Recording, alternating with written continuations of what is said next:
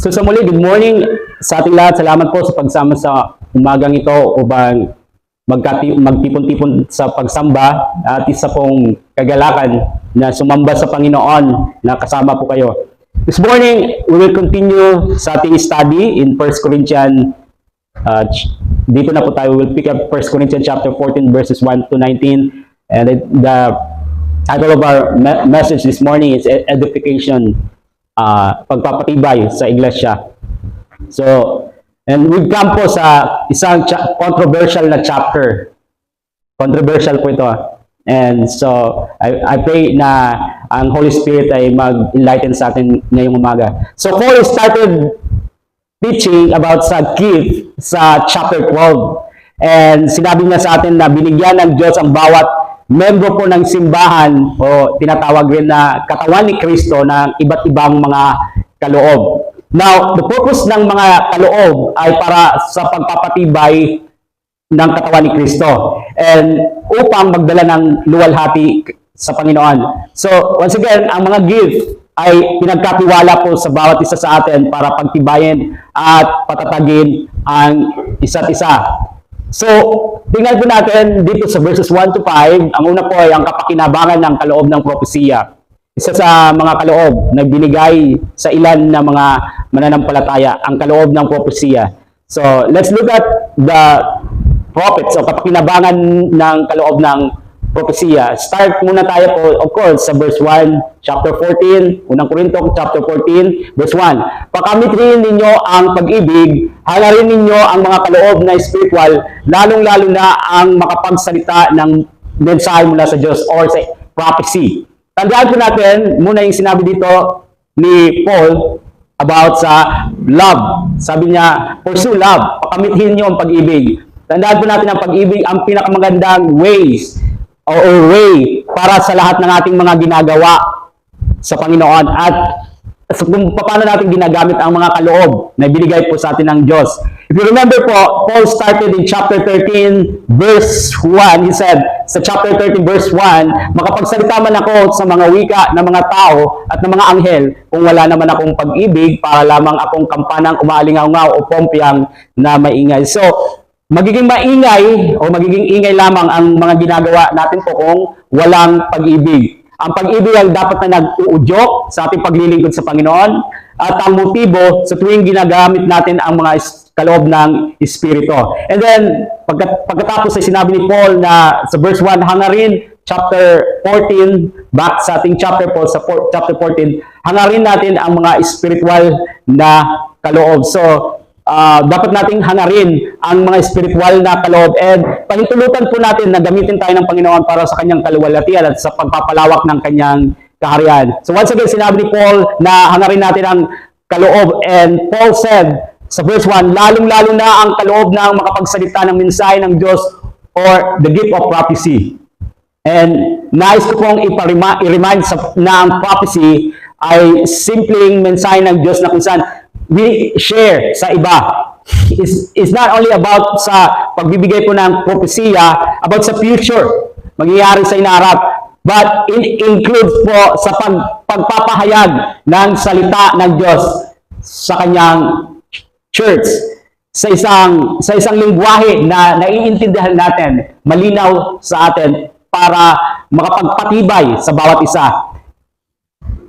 Continuing po sa verses 2 to 4, ang nagsasalita sa iba't ibang wika ay sa Diyos, nakikipag-usap at hindi sa tao sapagkat walang nakakaunawa sa Kanya, ngunit nagsasalita siya ng mga hiwaga sa tulong ng Espiritu Santo. Sa kabilang dako, ang nagsasalita ng mensahe mula sa Diyos ay nagsasalita sa mga tao upang patibayin ang kanilang pananampalataya, palakasin ang kanilang loob at sila'y aliwin. Ang sariling pananampalataya ang pinapatibay ng nagsasalita ng iba't ibang wika. Ngunit ang iglesia ang pinapatibay ng nagsasalita ng mensahe mula sa Diyos. So Paul explained about sa gift of prophecy through comparing it sa tongues, kaloob ng mga wika, or ang common na karaniwan na rinig natin, speaking in tongues. Ang prophecy ay dumarating po sa pamagitan ng maliwanag na komunikasyon, naiintindihan po ng lahat. Ang taong nagbibigay po ng propesiya ay mag-i-speak na nagpapatibay nagpapalakas loob, at nagbibigay comfort sa iglesia. And ginagawa po ito sa pamagitan ng simpleng pagtuturo ng salita ng Diyos. Paul explain kung ano po ang function ng dalawang kaloob na ito. We're talking about prophecy and speaking in tongues. So una po, ang prophecy, ang gift of prophecy ay simpleng pakikipag-usap ng Diyos sa tao. Remember po, ito po ay ang gift of prophecy from above, below. Okay? Pakikipag-usap ng Diyos sa tao. Ito ay salita mula sa Diyos sa atin. Minsan, this is abuse.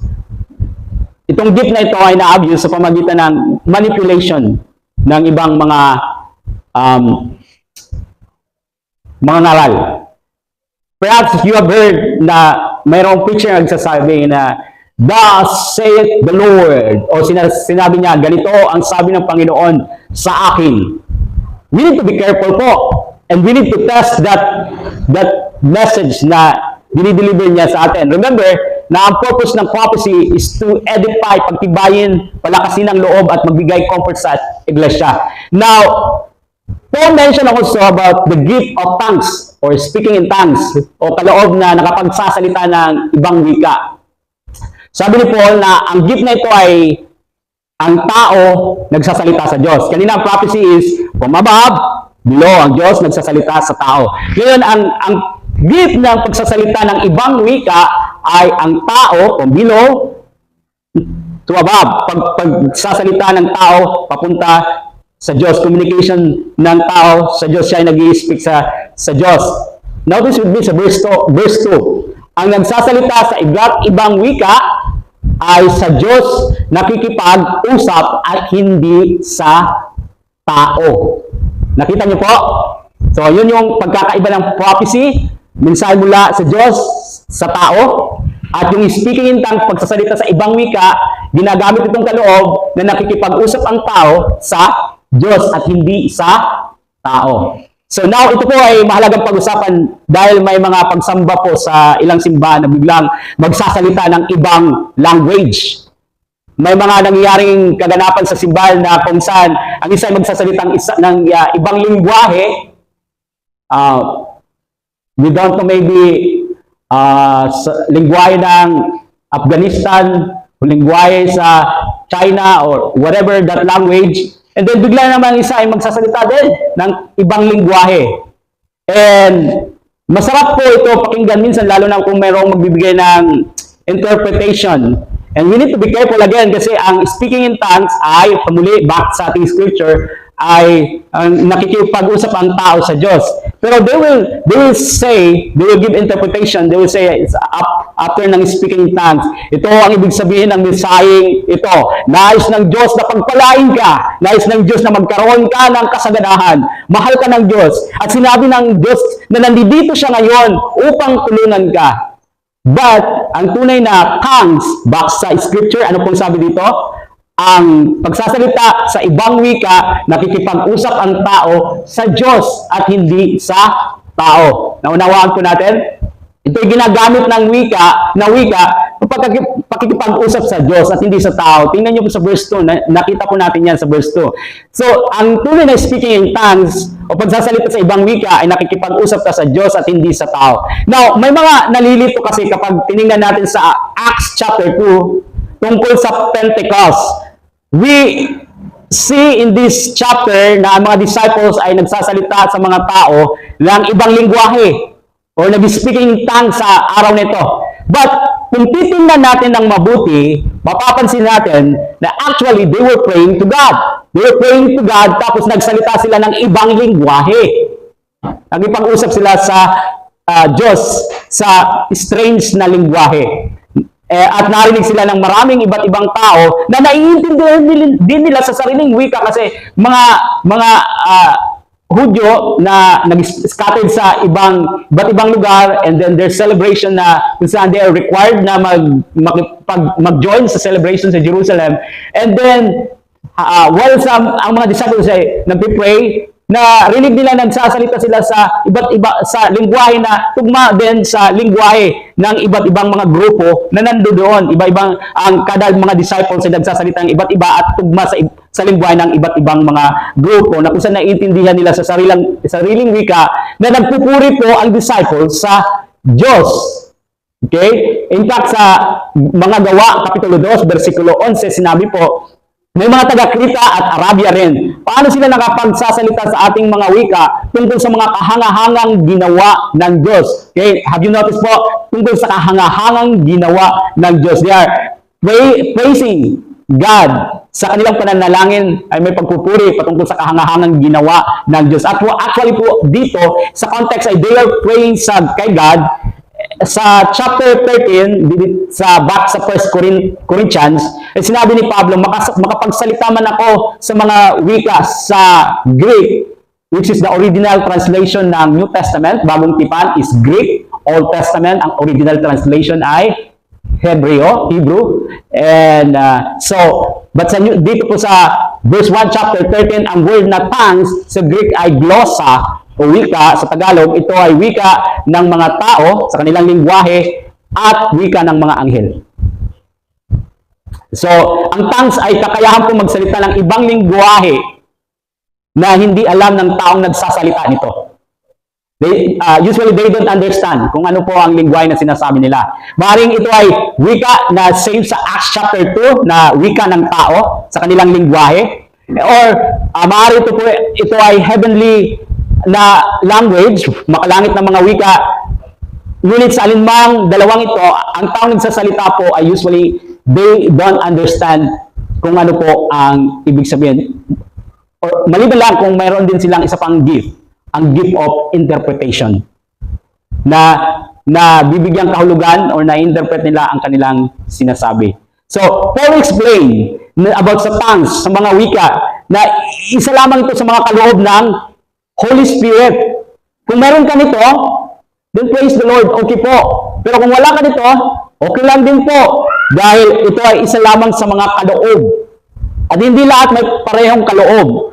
At maliwanag na sinabi ni Paul na ang kaloob ng mga wika ay hindi ang mas kanais-nais na kaloob. Dahil ito ay isang kaloob na ang na-edify lang ang nagsasalita.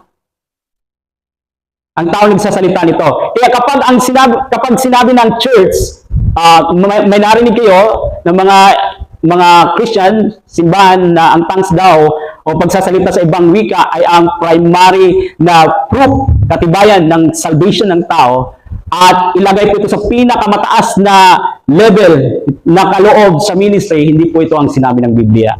Okay? Ang tao nagsasalita sa isang hindi kilalang wika, sa verse 2, ano po sabi, ay nakikipag-usap sa Diyos. Siya lamang ang na-edify, siya lamang pinapatibay ng kaloob na ito. Bakit? Dahil ang kaloob ng mga wika, kapag ginagamit ito ay nagsasalita ka sa Diyos, hindi sa tao.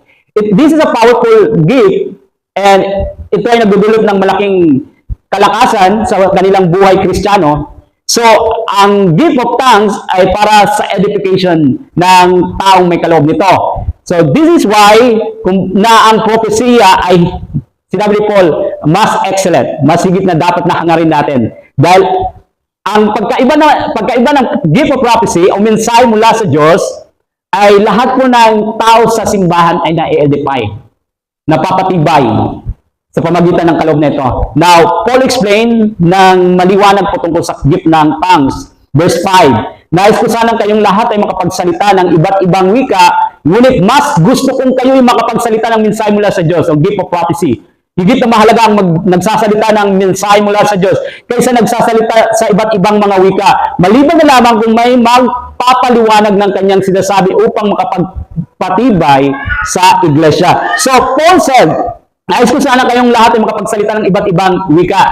That means na alam ni Paul na mahalaga ang gift na ito, ang speaking of tongues, gift of tongues. Ngunit, sinabi rin ni Paul sa verses 1 Corinthians chapter 12, verses 29 to 31, 1 Corinthians chapter 4, verses 29 to 31, hindi lahat ay apostol, propeta o guro. Hindi lahat binigyan ng kakayang gumawa ng mga himala, magpagaling ng mga may sakit, magsalita sa iba't ibang mga wika, o magpaliwanag ng mga wikang ito. Ngunit buong sikap ninyong hangarin ang kaloob na mas dakila. So, basically, sinasabi niya, hindi lahat tumanggap ng parehong mga kaloob. Ang iba, tumanggap ng higit kaysa sa iba, ang ilan ay may isa lamang, ngunit anuman ang binigay ng Diyos sa atin, itong lahat ay dahil sa kanyang kagandahang loob, na kaya biniyayaan na tayo ng kaloob o mga kaloob. Now, may mga ilang simbahan po na minamaliit ang ibang Kristiyano na walang kaloob ng tongues, pagsasalita sa ibang lingwahe. At iniisip nila na ang kaloob na ito ang mas dakila na proof na ang banal na Espiritu ay kumikilos sa ating buhay. Ngunit ito po, tandaan po natin, isa lamang ito sa mga kaloob ng banal na Espiritu. Pansinin niyo po kung paano binigyang din ni Paul ang gift of prophecy sa tekstong ito. He compared it sa pagsasalita, yung pagsasalita ng mga wika para sabihin or i-describe niya para mas maliwanagan ang mga mananampalataya. Ngayon, kapag narinig natin po ang propesya, perhaps we think na it's about sa isang tao na inuulaan ang future. It's like Madam Auring o sino pa yun na mga manghuhula. Pero manghuhula po yun na hula-hula. You know, na ang prophecy na tunay ay galing sa salita ng Diyos. Now, sa Biblia, ang prophecy ay higit pa po sa about sa future, prophecy about sa future, it's about sa pagsasalita po sa katotohanan ng salita ng Diyos o mensahe mula sa Diyos sa paraang nauunawaan ng iglesia at nahihikayat po ang lahat. Now, tinawag ni Pablo ang propesya na mas excellent na kaloob. Why? Dahil ang propesya ay hindi tulad ng pagsasalita ng mga wika at hindi ito solong pagganap. Ito po ay para sa pangkalahatan. Dahil isang kaloob na nagpapatatag sa buong simbahan. Itong mga preacher and teacher ay nagbabahagi ng karunungan mula sa salita ng Diyos na nangungusap sa ating mga puso.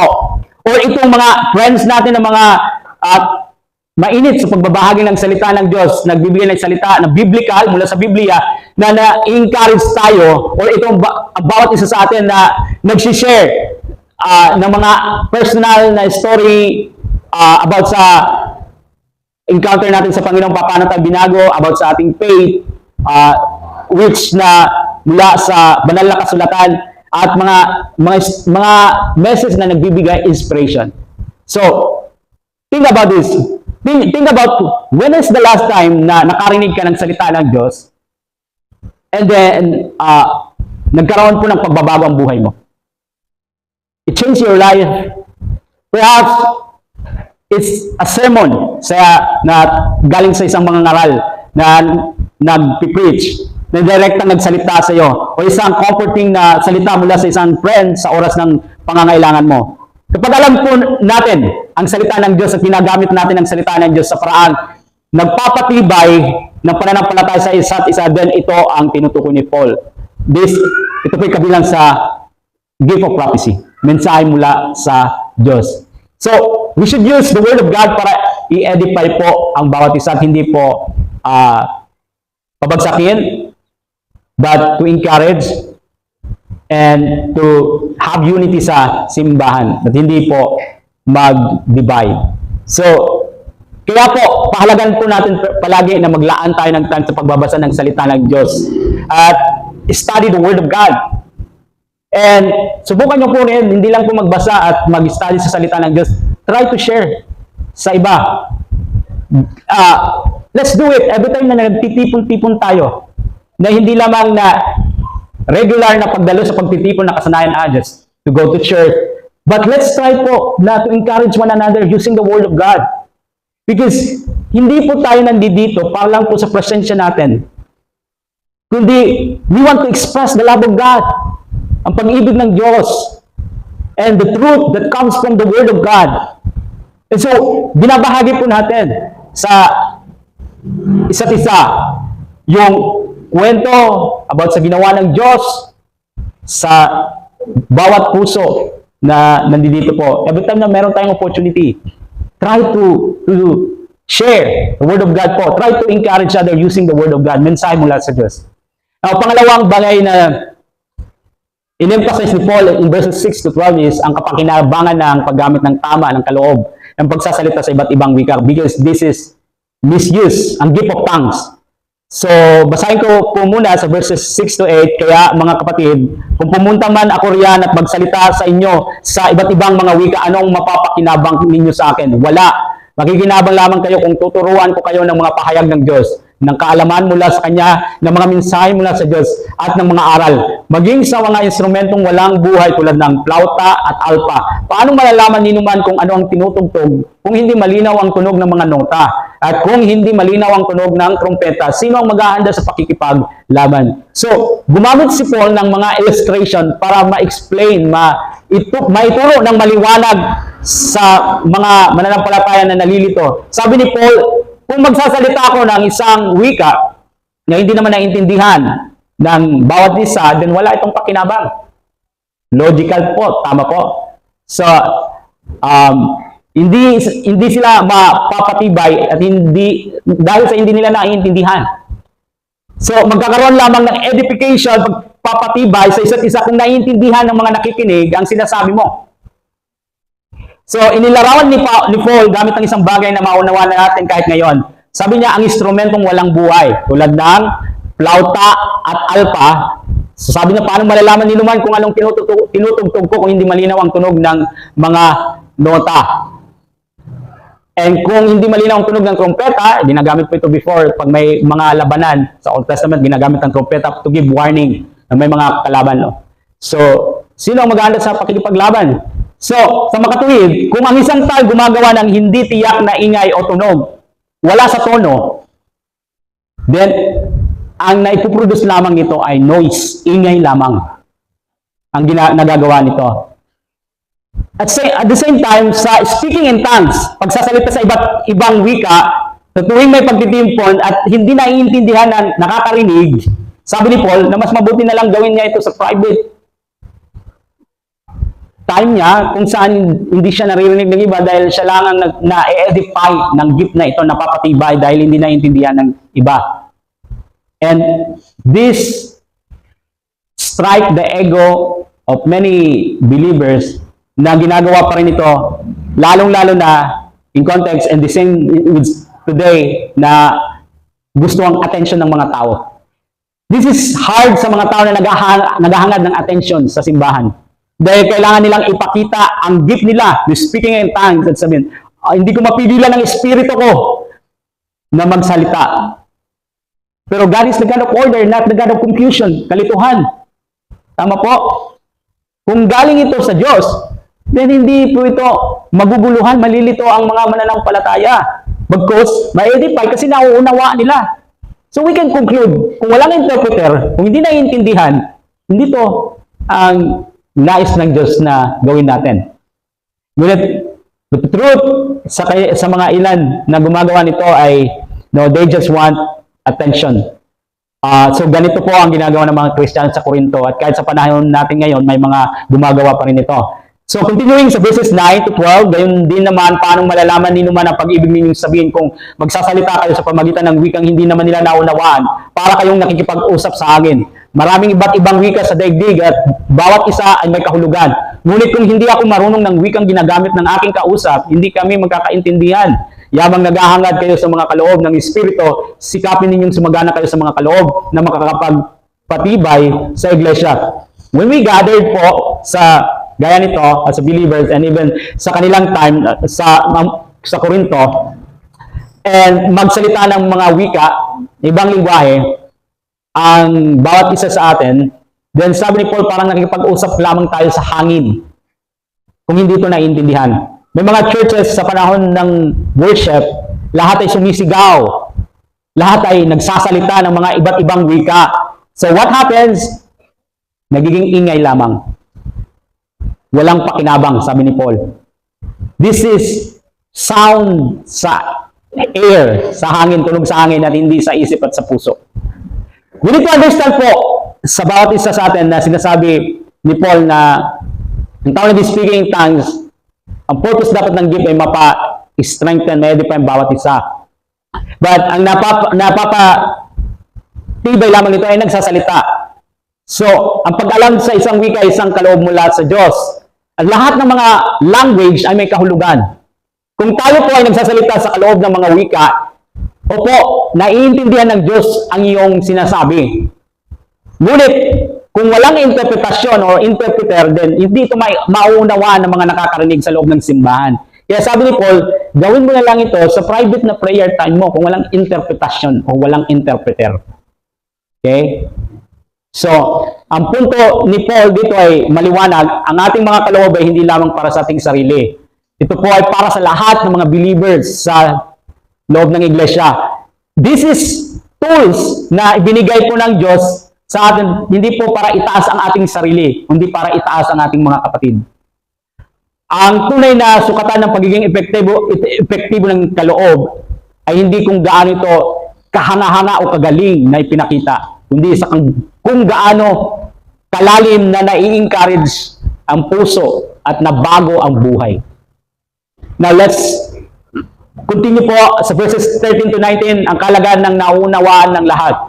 Now, basahin po natin muna verse 13 and 14. Dahil dito, kailangan manalangin ang nagsasalita ng iba't ibang mga wika na bigyan din siya ng kaloob na makapagpaliwanag dito. Kung nananalangin ako sa wikang iyan, nananalangin nga ang aking espiritu, ngunit hindi nakikinabang ang aking pag-iisip. Now, this is the point sa lahat ng binasa po natin. Kung gagamitin mo po ang kaloob o kakayahan na ipinagkaloob sa iyo ng Diyos, ay dapat na ito po ay para sa pagpapatibay sa bawat isa sa loob ng simbahan. Mga mananampalataya. Dapat tayong maging masigasig, napasiglahin at pagtibayin ang lahat ng mga nasa loob ng simbahan. At hindi lamang po ang ating sarili. So the purpose of gifts na ibinigay sa atin ng Diyos ay maging pagpapala sa isa't isa when we gather sa church. Kung kailangan ng tongues, then kailangan din po magkaroon ng interpreter, para maunawaan at magkaroon ng encouragement at edification, pagpapatibay sa bawat isa. Look with me sa verse 13 po, sabi po dito, dahil dito kailangan manalangin ang nagsasalita ng iba't ibang mga wika na bigyan din siya ng kaloob na makapagpaliwanag dito. So, Paul suggested na ang tao nag-speaking in tongues, maaaring ipagdasal sa kanyang sarili na makapagpaliwanag siya ng wikang ito, kung anong kahulugan para may bahagi, para maunawaan ng mga nakakarinig. And so, para lahat po ay mapatibay, mapalakas ang loob, may strength na ma-edify. So, sa ganitong paraan po, ang iyong salita ng mga papuri sa Diyos ay it will encourage others, it will strengthen others, and makakapagpatibay po sa lahat. Now, let's finish po verses 15 to 19. Ano ang dapat kong gawin? Mananalangin ako sa pamagitan ng aking espiritu, ngunit gagamitin ko rin ang aking pag-iisip sa aking pananalangin. Ako iaawit sa pamagitan ng espiritu, ngunit gagamitin ko rin ang aking pag-iisip sa aking pag-awit. Kung nagpapasalamat ka sa Diyos sa pamagitan ng espiritu lamang, paano makakapagsabi ng amen ang isang taong naroon, ngunit walang gayong kaloob? Kung hindi niya naunawaan ang iyong sinasabi, mabuti ang iyong pagpapasalamat, ngunit hindi nakakapagpatibay sa iba. Nagpapasalamat ako sa Diyos sapagkat ako'y nakapagsasalita sa iba't ibang mga wika higit kaysa sa inyong lahat. Ngunit sa pagtitipon ng iglesia, mas gusto ko pang magsalita ng 5 katagang maunawaan at makapagturo sa iba kaysa libu-libong salita. Wala namang nakakaunawa. Nang sinabi po ni Paul na verse 15, mananalangin ako sa pamamagitan ng aking espiritu. This means po about speaking in tongues. Ginagawa po ni Paul ito higit sa sinuman sa mga mananampalataya sa Korinto. Ang kaloob na ito ay malagang kaloob, isang powerful na gift, ngunit hindi po nakikinabang ang tao sa simbahan kung hindi nila naunawaan, kung hindi sila nakakaintindi. So paano po sasang-ayon ang nakakarinig? At sabi ni Paul, paano magsasabing amen kung hindi nila naiintindihan? Kung wala silang ideya kung ano ang sinasabi mo. So sabi ni Paul, na kahit na siya ay nagsasalita ng tongues sa ibang lingwahe, ang higit sa kanilang lahat, sabi niya, mas mabuti na lang para sa kanya na magsalita ng 5 katagang salita na uunawaan at makapagturo sa iba, kaysa libu-libong salita na walang nakakaunawa. Gifted ka ng tongues, pero hindi naman naiintindihan, ikaw lang na-edify. So, ang 5 malinaw na salita ay mas makakapagpatibay, magpapalakas ng loob, magbibigay ng comfort sa mga nakakaunawa kaysa marami kang nalalaman na wika na hindi naman naiintindihan ng mga nakakarinig. Sa madaling salita, siguro kung sa illustration, so Siguro magaling ka sa English. Galing, talagang magaling, fluent ka mag-English. Pero, kailangan mo din maging considerate sa mga audience mo. Yung mga audience mo pala ay mga Bisaya. So, hindi lang puro English. So, kailangan din na magsalita ka na naiintindihan ng iyong audience. So, kaya po binabawasan ko yung English ko na. So, kapag nasasama-sama po tayo, every Sunday, Wednesday night, tandaan po natin, hindi lang po tayo nandito just for emotional and spiritual high. Na maganda yung feeling ba ng ating pakiramdam sa pagpupuri sa Diyos. Pero we are here po para i-connect natin ang ating puso't isipan sa salita ng Diyos at sa bawat isa. Ito po ay tungkol sa pag-unawa sa mga turo mula sa salita ng Diyos na maintindihan natin, maunawaan natin, pagbulay-bulayan, atong pamalandungon and i-apply sa ating buhay. For example, ang mga naririnig nyo po dito sa pulpito ng mga sermon, ang mga ito po ay hindi, it's not about po sa magagandang salita o matatalinong salita na naririnig niyo. It's about po sa pagbabahagi ng salita ng Diyos na maunawaan nating lahat mula sa bata hanggang sa pinakamatandang membro ng simbahan ito. I remember the founder sa Calvary Chapel, ituro mo ang salita ng Diyos na kahit ang maliit na bata ay nauunawaan.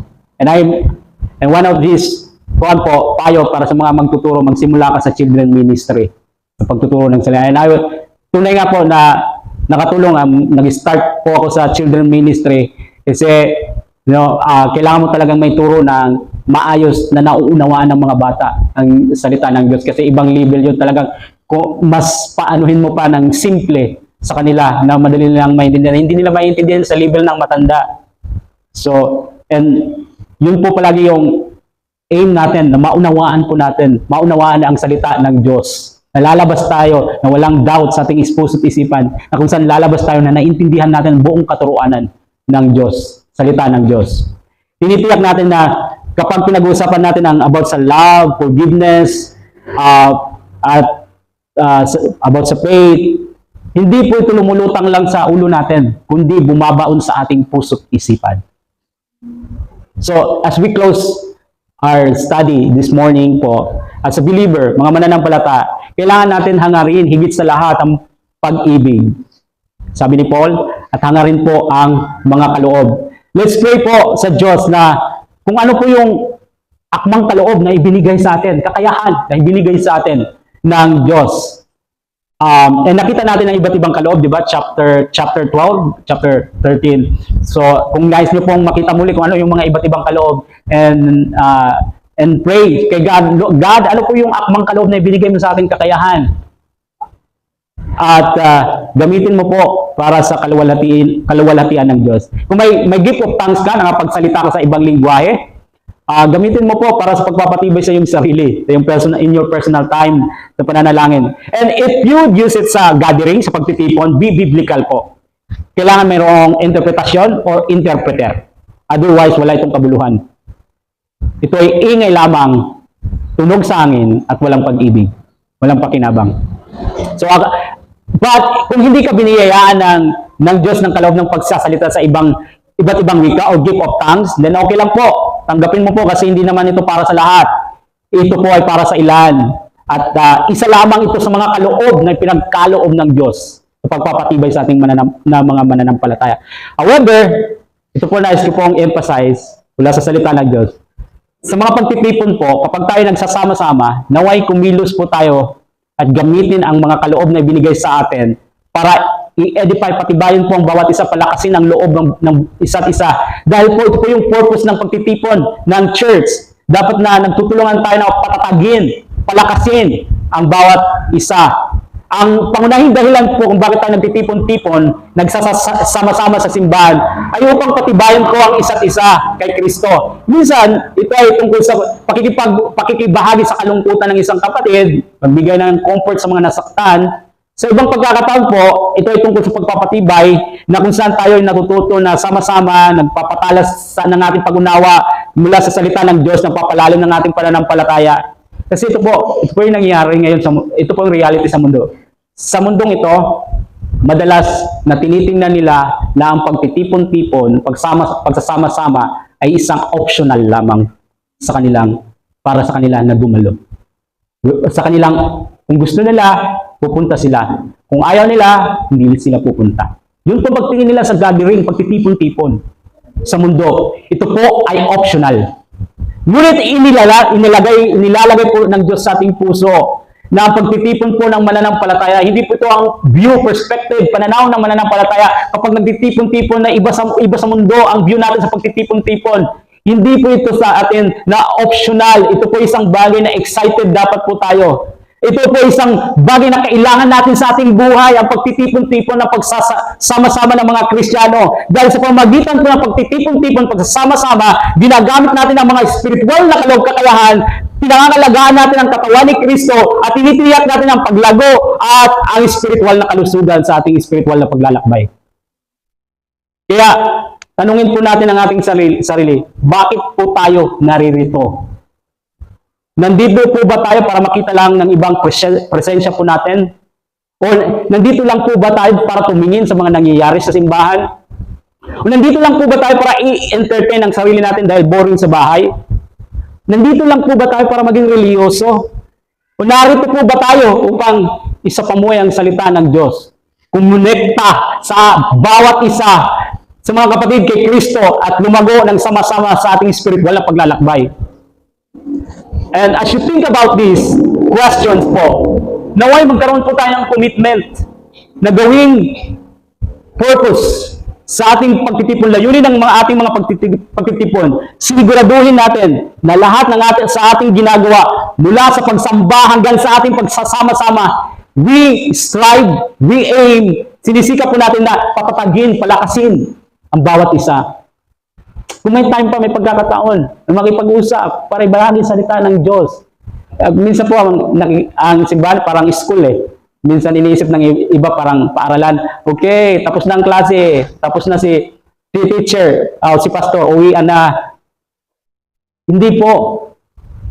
Ganyan ang dapat na pananaw natin sa simbahan. So let's accept the responsibility na gamitin po natin ang ating mga kakayahan, kaloob na binigay sa atin ng Panginoon. Hindi po para sa sarili nating katanyagang karangalan, kundi para sa ikatitibay ng simbahan. Tanungin natin ating sarili, ano ba pwede ko maipaglingkod para sa iyo? Hindi po dapat yung mindset natin pag pumupunta na tayo sa simbahan, ano ang makukuha ko sa simbahan? Ano maipaglilingkod mo sa akin? Si Jesus po hindi pumunta sa lupa para maglingkod, kundi upang, hindi po para siya ipaglingkuran, hindi upang maglingkod. And yan po ang purpose ng mga kakayahan, gifts na ibinigay sa atin. And kung gagawin po natin ito, then ang church po natin lalong magiging edified, magiging matibay, magkakaroon ng masiglang pagtitipon-tipon, lumalago, hindi lamang sa bilang kundi sa espiritu, nagkakaisa hindi lamang sa paniniwala kundi sa layunin, at lumalago hindi lamang sa mga panahon ng kagalakan kundi sa lahat ng aspeto ng spiritual na paglalakbay ng buhay Kristiyano. In conclusion, nais ko pong basahin ang verse 12 dito po sa chapter 14. Yamang naghahangad kayo sa mga kaloob ng Espiritu, sikapin ninyong sumagana kayo sa mga kaloob na makakapagpatibay sa iglesia. That's the aim. That's the goal. Strengthen natin, palakasin natin ang bawat isa. Tulungan natin ang bawat isa na mas lalo pang lumago sa Panginoon. Mas lalo pa na maging excited tayo sa ating relasyon sa Diyos. Mas lalo pa na maging matibay ang pundasyon natin sa relasyon sa Diyos. Tulungan natin ang bawat isa na maging committed sa Panginoon.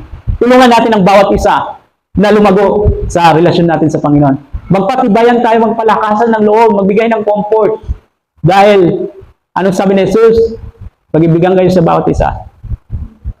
Malalaman ng mundo ka na kayo yung mga alagad ko kung kayo nag-iibigan sa bawat isa. At hindi po nagtitirahan, kundi nag-iibigan sa bawat isa. So let's edify and let's love one another. Continue na aim natin pag nandito po tayo is to encourage one another, edify po ang bawat isa. At naway, ang pagtitipon na hindi po optional sa inyo, kundi isang bagay na excited kayo palagi. Kasi maliban sa mabibless kayo sa presensya ng Diyos, is gagamitin kayo na instrumento ng Diyos sa iba para maging daluyan ng pagpapala, na matulungan silang lumago sa relasyon nila sa Diyos, sa spiritual na relasyon. Tulungan natin ang bawat isa. Amen.